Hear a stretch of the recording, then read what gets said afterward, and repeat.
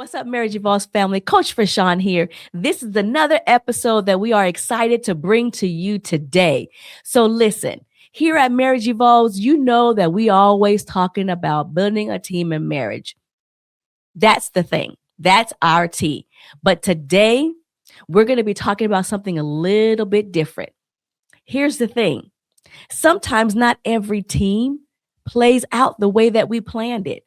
And today's conversation is a little different. And honestly, I'm excited to talk with this young lady. Why? Because she's been through the ugliness of divorce.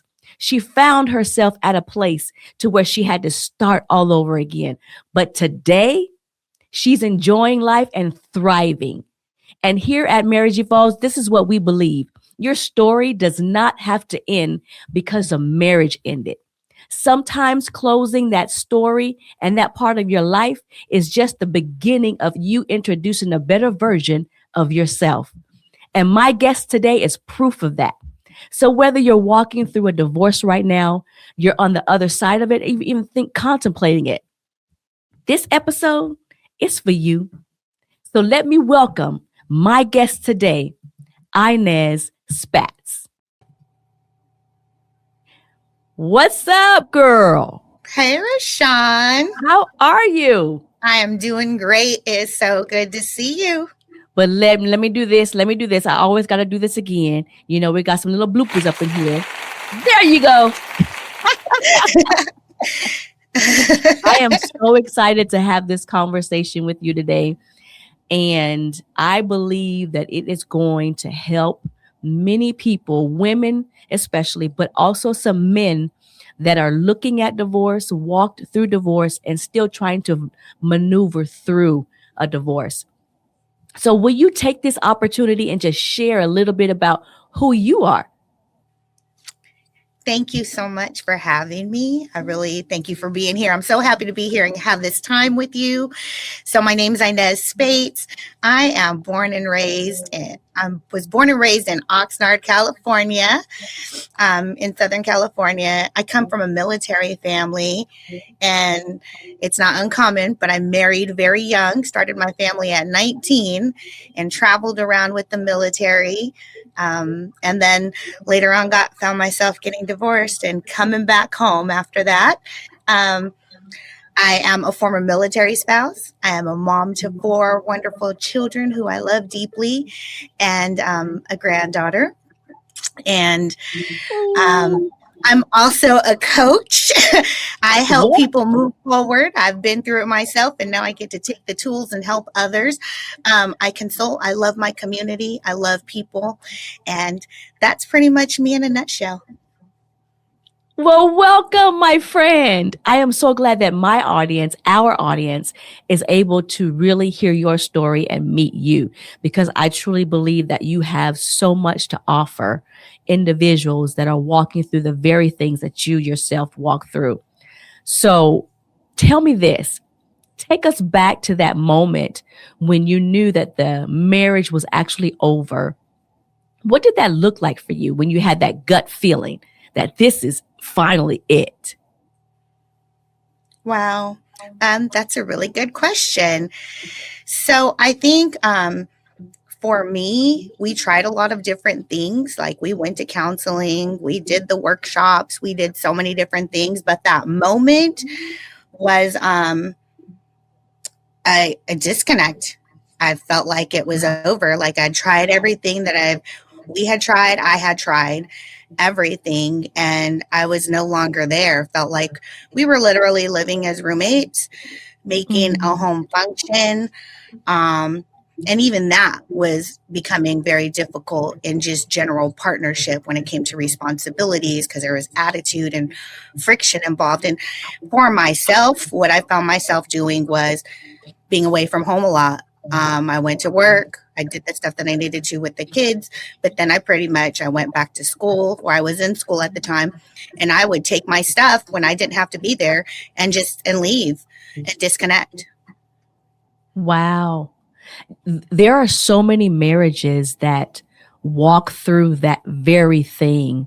There's some wives out there that are actually in that very space right now. And I myself was there. because I used to do the same thing. And then after my husband and I went through our season of trying to divorce each other twice, he shared with me that he used to just drive around and go different places. But the thing about it was, we didn't even pay attention to that being an indicator because we were so caught up in our feelings, caught up in, the negativity of what was going on, to where we didn't even pay attention to the fact that both of us were trying to stay away from the very place that we called home. Right. And it is very common. Very, very common. And I have spoken to a lot of women over the years, because we have a tendency to identify ourselves with our marriage, our husbands, our children. And many women pour themselves into being those great mothers and wives. And when the marriage ends, they suddenly lose themselves and their identity. And I found myself at one point losing who I was.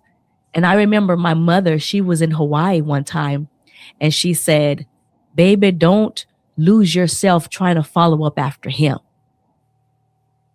Wow. Yes, because That's I had advice. Very good advice. Didn't quite understand it at that time, but it was very good advice. And a lot of times we as women, we do that. Once we're born, we're somebody's daughter, we're somebody's home, girlfriend, and then we're somebody's wife, and then we become a mother. Our identity is connected to all that in the relationship. So I say all that to ask this question. So when that marriage dissolved, how was it? I'm going to rephrase. The sound is doing something weird right there. Can you hear me now? Now I can. No, it's good now. When you were at the tail end of that question, sorry, it was fading out. Okay. Are we good now? Yes. Okay. So how was it for you after divorce was final? What was the hardest thing that you had to relearn about yourself in the process? Wow. Well, like you said, we do, as women, we wear many hats. We come into this world learning how to take care of others and learning how to take care of home, and not really learning how to take care of ourselves. And you did bring up a good point about finding our identity in our roles. We tend to do that, and which isn't bad, because you want to give your marriage your all. You want to give your children your all. You want to be the best mom you can be, but you don't want to lose yourself, like your mother's wise words. I had to refine myself. And unfortunately, a lot of times we wait until the kids grow up. We wait until we get into this place in life. We wait until we finish school, or we get to where we want to in our careers. There's all these things, but we should never lose ourselves in marriage, in parenthood, in careers, or anything. We have to get to know who we are. And I think that's probably the biggest thing, was refining myself, because there was so much noise and so many things going on, and so many things I had to deal with this new norm, and kids and finances and everything with divorce, that I even put that on the back burner, when that should have been the first thing. It wasn't until I came back to healing and finding me and recognizing me again and taking care of myself, that the other things started to fall into place. But if you do that when you're married, you're going to be a better wife. If you do that as a mom, you're going to be a better mom. You're going to be a better boss or employee. If you always make sure that you're authentic and true to yourself and take care of you, and not the cliche, because we say that self-care, but it's not just the outer things, the massages, the time with your friends. It is the inner. You have to make sure you are okay emotionally. You have to make sure you're okay spiritually. You have to make sure you are getting rest and getting the time with yourself, instead of filling time to avoid yourself with everything else and taking care of everybody else. You made a very good point too, because girl, let me tell you, we are good. We are good with doing all of the outer, taking care of ourselves in that capacity. But the internal, I am finding out that is where we as individuals, not just women, but we as individuals struggle the most. Is that Absolutely. self-care. Absolutely. It's hard for us to deal with ourselves. It's who you are and the voices you hear or what you think and say about yourself and to yourself when nobody's around, when the dust settles in those quiet moments. But we get so busy, we're avoiding that. Mm-hmm. Now, do you think that if you would have did better care of yourself in the process of the marriage, that it could have possibly went another way? Or was it one of those things where you was just like, I'm done because of other things? At that point that we brought up, I was already done. If we would have learned this early on before getting married, or in those first couple of years, but there's change is difficult. So getting married and moving and becoming one and all these things. And then we were a military family. So that's just a whole nother thing. But if we would have learned those things about ourselves before in the process, it probably would have helped things because we would have been better for ourselves and better for each other and better for the world. And I think that goes for everybody. You made a excellent point, which leads me to this. We believe highly that people get some type of marriage counseling, marriage coaching beforehand, so they will know how to handle situations when they arise. I wish that we would have learned a lot of valuable things in the beginning, because we would have done things differently. Oh, absolutely. Marriage, premarital counseling, marriage coaching is invaluable. And that is if you're getting married for the first time, you absolutely need to do it, because you don't know what you're about to get yourself into. It doesn't matter if you've seen other people do it. Until you do it, you don't know. I mean, there's still lessons to learn. But if you're doing it again for the second time, hopefully not the third or fourth, but I do know people who have and got it, figured it out then. But if you're going to do it again, it is good. It is diligent and a responsible thing to do, to get an outside voice, that a good sounding board, to be able to just make sure that you don't want the deep rooted things to show up later on. I carried trauma with me that I had never dealt with into a marriage. And I know that affected things, but I was a child. We didn't, I was 19 when I got married. Yeah. Yes, we were very young as well, which is why divorce was like okay, if you don't do what I'm asking you to do, I'm going to end this thing right now. I think that's why this society now, they're quick to go to the D word without even trying to build up the foundation and doing that preventative care with it. But it's very vital. But was there a specific moment, maybe something small, where you caught yourself after you had went through everything, you found yourself laughing and feeling genuinely happy and thought, oh man, I'm actually on the other side of this D word, the divorce? There were moments, I guess, when I finally realized I could do this. I left a marriage with 3 children with me full time, and I had put my career, my schooling on delay to raise a family. So there was a lot of resentment there. So part of why I stayed for a long time was I didn't think that I could do it by myself, honestly. I mean, it is what it is. So when I got to the point where it was like, okay, we're in our rhythm, I spoke to other parents, single parents, or people who had been through what I'd been through, and everybody told me it was about 3 years. So, and this is with kids. I don't know how it works any other way. And, everybody's journey is different. But around that time, I was like, oh yeah, we're doing this. We're in our groove. I'm taking care of children by myself. And God is really just, he's blessing. He's supplying.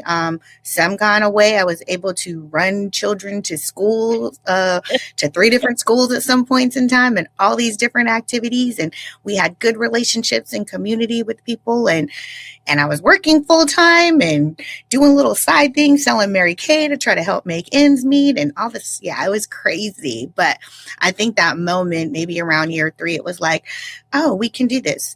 And we're happy. Those moments of laughter, those moments of, you're like, we're going to be okay. We are okay. That I applaud you for big time. Air applause. Air applause. Thank you. I'll take it. Yes.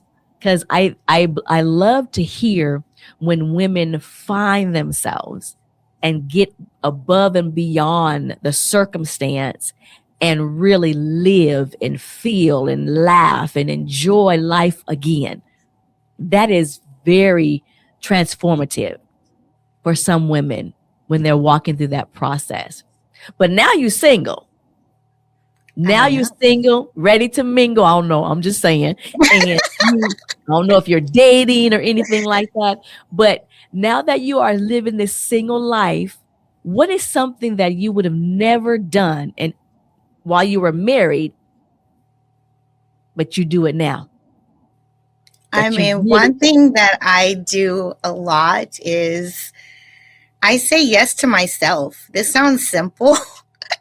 But I'm just like, I say yes to me. So if if it's my time and somebody says like, let's go here, and I'm kind of on the fence about it or whatnot, I just say yes to me. I do the things that I think are good for myself. And, whether that's I need to get some more sleep. I say that a lot because sleep is important in my life. I've taken the time to get to know me.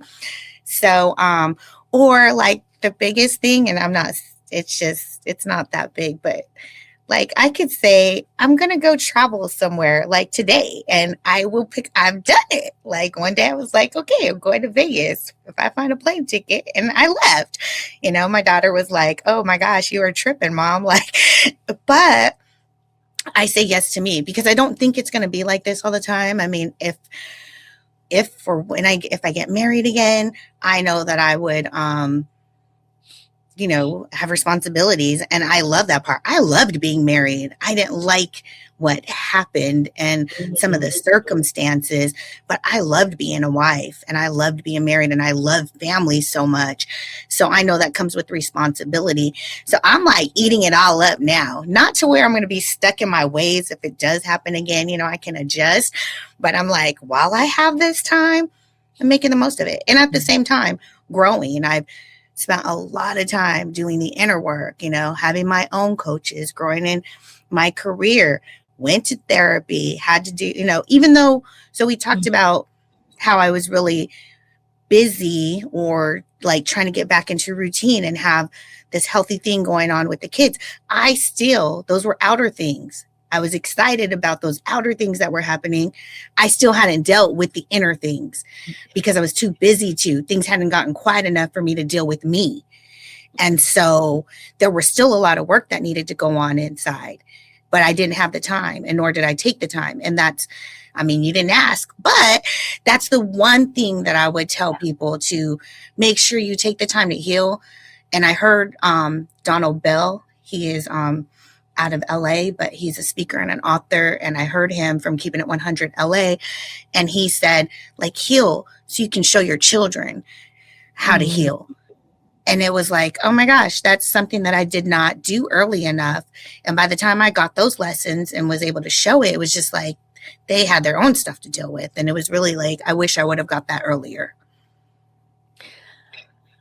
When I say that there is so much in what you just said, that I'm hoping that somebody that's listening right now to this episode really hones in on that, the importance of doing the inner work.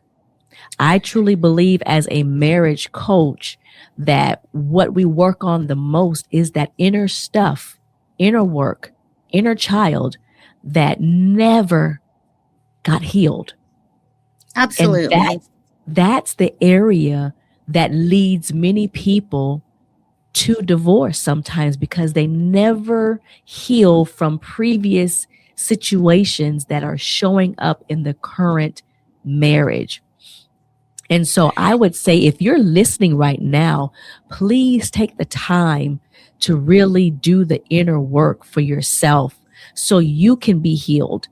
And then if you're still wanting to stay married and desiring to stay married, you can have a whole marriage because you and your spouse are working on you individually. Absolutely. I just wanted to say that a lot of times we validate ourselves with the things in our hands, right? You have a good job, you're making good money, and all these things that are outside things. And we measure a person's success or value. And it's unfortunate as culture, as society, we say you're doing good if you've got the right title and you've accomplished these physical things. But we see celebrities and millionaires and people who have things have horrible family lives, horrible relationships, committing suicide, doing things. They're not happy. That's not where you find contentment. That's not where you find peace. And that is not true success. They can be fruit of your success, but just know that's not that's not who you are. What you do is not who you are. It's a byproduct of it. That you are absolutely correct. And you mentioned something and it made me have a thought process. And that thought was, how was your relationship with God during that time? During at the divorce time? Yes. Oh, I was mad at God. That's why I asked, because sometimes we are there. I was mad at God. So I was upset. We were in ministry for our early years and we'd helped other people and seen things work for other people. And I felt like this was the one thing that I'd given my all to. I'm like, God, I'm doing X, Y, and Z. So you should be doing, I had nerve to be like, you should do. But I felt like, well, your word says if I do this, then you should do that. So I was mad. I was resentful. I carried hurt in my heart because I think it was more of like, God, I know you can do it, but you didn't do it, but what I learned is that we have free will and it takes two people. And so like, I finally came to peace with that. Like, it's not God, it's really us. And the other person was not who I was in partnership with. There was a lot of things. There were things that I did. It's never, we all take responsibility in it. But when it all said and done, I even tried to divorce in an organized way. I'm like, can we do X, Y, and Z first? And then, like. How do you do that? It didn't work. It didn't work. Wow. I have never heard anybody say that before, that they want to get a divorce in an organized way. Let's pay off these bills first so we both go our separate ways, just it felt responsible. Yes.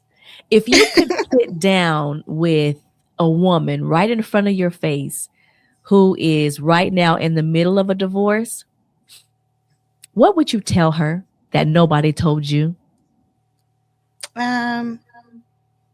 I would tell her it's going to be okay.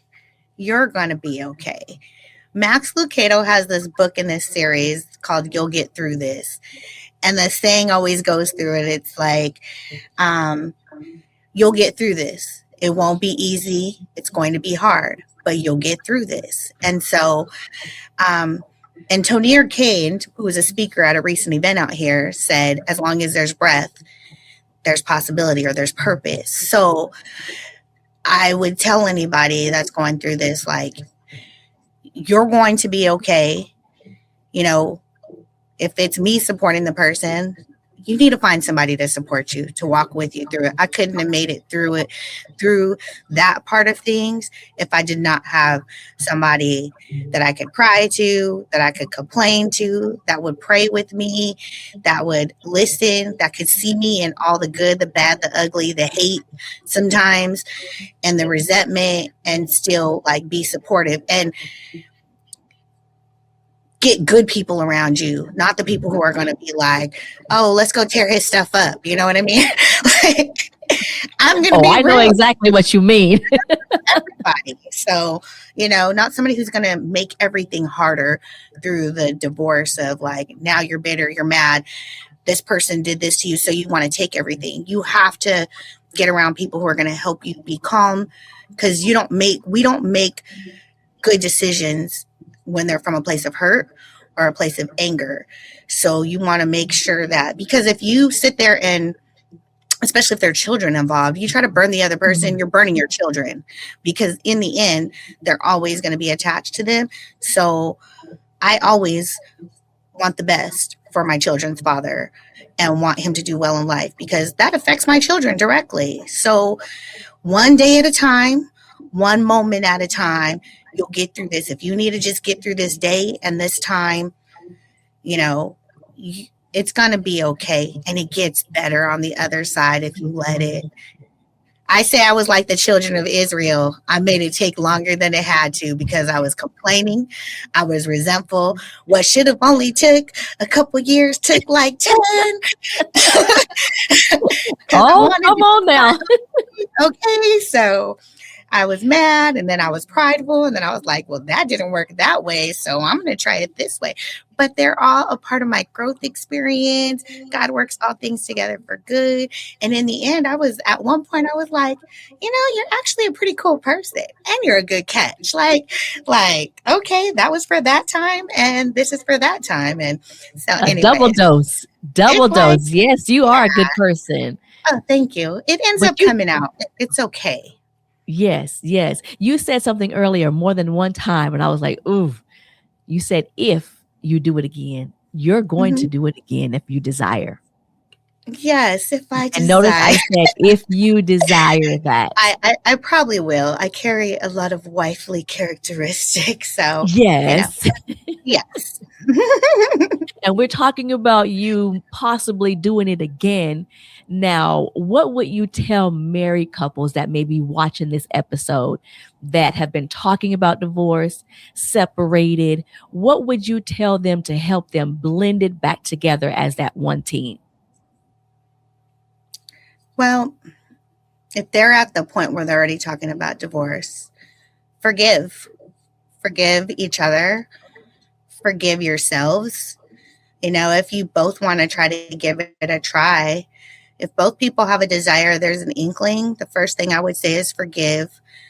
The other thing I would say is like, find your friendship again.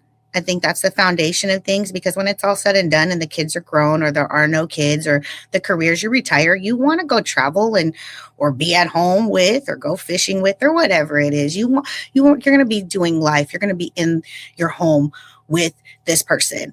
And so I'd say the friendship's important, and grow together. You should be growing in the same direction. I think that's one of the biggest things, is like somebody's growing and they're not, and you no longer match up. You don't even have the same desires. A lot of times we put our focus on raising our children or building our careers to get to retirement, to only find out that you don't even like the person. I think people found that out during COVID. I think a lot of people found out when they got stuck in the house with people that they were like, I don't even like them. Like, I don't want to, and I don't know what the stats are, but I would say keep a friendship. Like, just find your friend, and maybe, you say go back to that place, but you may not be able to go back to that place where you first fell in love with somebody and wanted something, because you're not the same people. So give it a chance to rebirth something new. Date them. Like, dating's important. When I get married again, dating on an ongoing, that's vital. Like, we have to be friends. We have to be able to do fun things together, because then you enjoy each other, right? And those good endorphins, like, I'll get into my coach mode, right? The happy endorphins, the bonding endorphins, like, trick yourself, trick your body. It's science to doing things that make you like each other again, right? But it probably would start with forgiveness and forgiving yourself. That is key.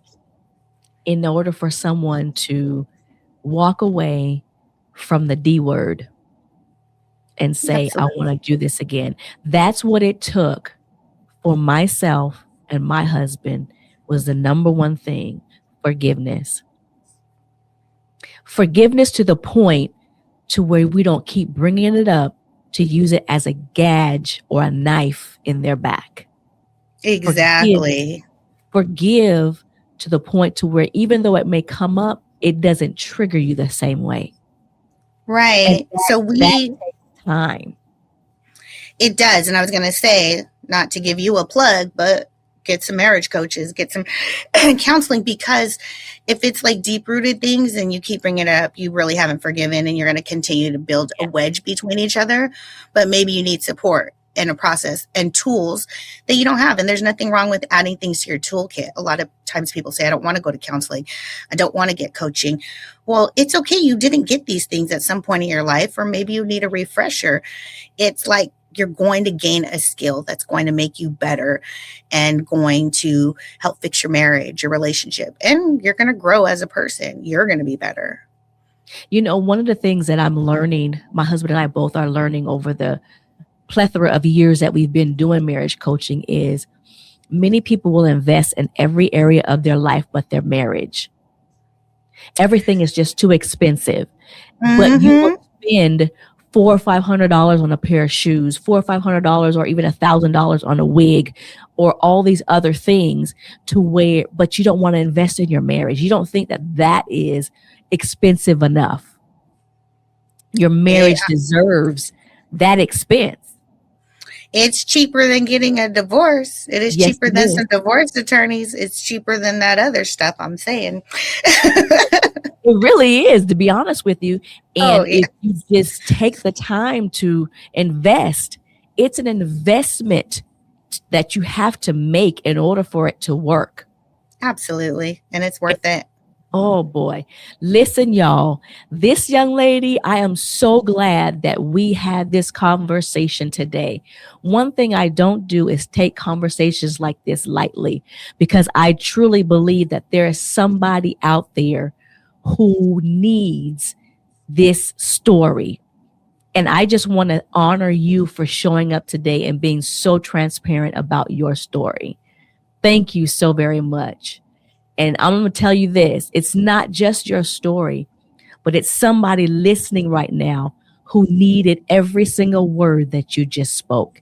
And I'm glad that you I it to them. I want to leave all of us with this today. Isaiah 43:18 says, God is doing a new thing, not a recycled thing, not a patched up version of the old thing, a brand spanking new thing. And he's making a way even in the wilderness when it doesn't seem like it to you. So if this season of your life feels a little dry and empty and uncertain, rivers in the desert, he's going to open up a way for you, because that's just what he does. Once again, thank you so much. Thank you so much, Inez. And let me tell you, I appreciate your sisterhood. I appreciate and value your insight and everything that you offer every woman or man that you encounter. Oh, thank you so much. Thank you so much for having me on your podcast. And I appreciate and I value you. And I really appreciate you. I enjoy every moment that we get together. Wonderful. But you know, at the end, let me tell you, you have to say our little motto with us. But before we get to that part, listen, my listeners, my friends, Marriage Evolves family, do us a huge favor. If this episode blessed you, encouraged you in any kind of way, feel free to like, follow, subscribe, and share it with somebody else so they too can get the tea on what it is that they can do to become a better person and another version of themselves after divorce. Share it with them. Send it to that friend that you possibly don't even like, but you know they need it because their marriage is a little rocky. Post it on your story and tag us, because when you share with somebody else, somebody is going to be blessed. And as we always say, Miss Inez, what do we say at the end?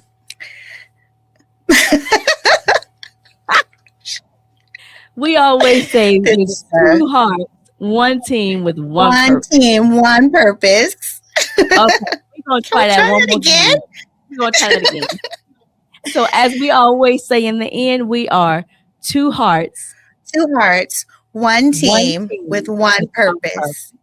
Thank y'all so much for rocking with us on today. Have an Thank awesome, you. amazing day or night.